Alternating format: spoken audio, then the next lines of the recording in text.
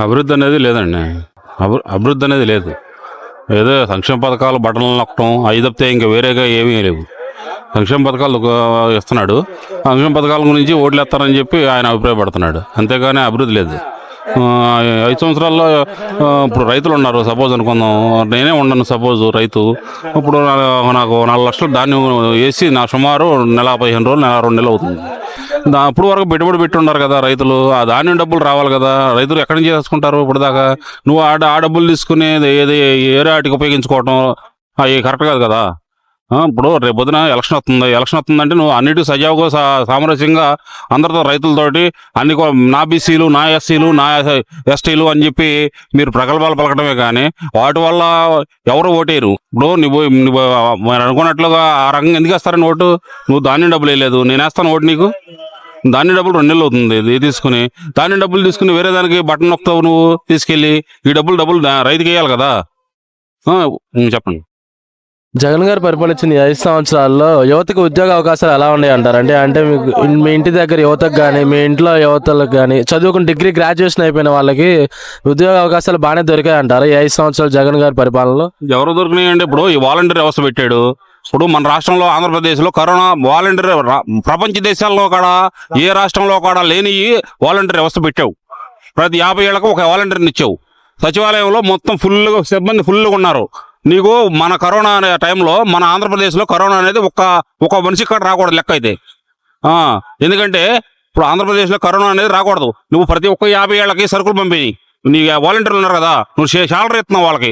ఎవరికి ఇచ్చారు వీళ్ళు వాలంటీర్లు? వాళ్ళు పంచాయతీ ఆఫీసులో కూర్చోవడం సరిపోతుంది. వాలంటీర్లు ఎవరికన్నా ఒకళ్ళ సరుకులు ఇచ్చారా తీసుకెళ్ళి?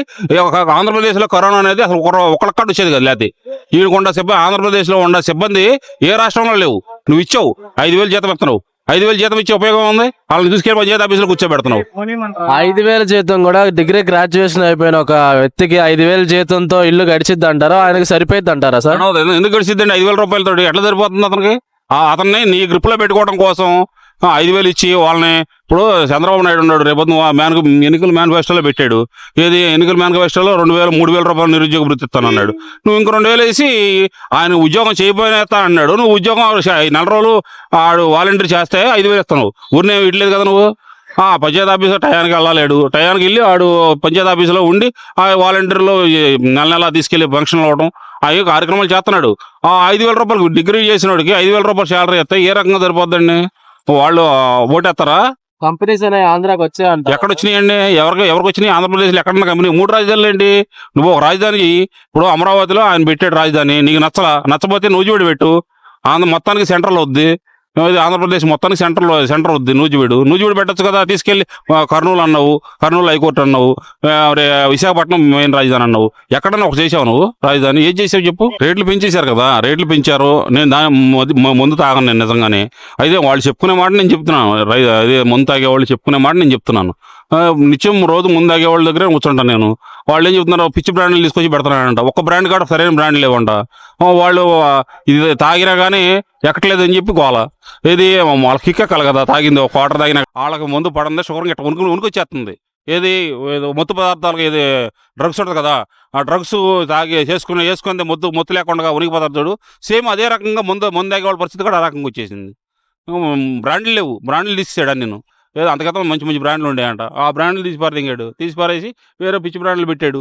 పిచ్చి బ్రాండ్లు పెట్టి సొంత కంపెనీలు పెట్టుకొని 50 రూపాయలు దాన్ని 150 రూపాయలు, 200 రూపాయలు అమ్ముతున్నావు. ఏం ఉపయోగం చెప్పండి? మీరు ఓట్లు వేస్తారు ఆ రకంగా?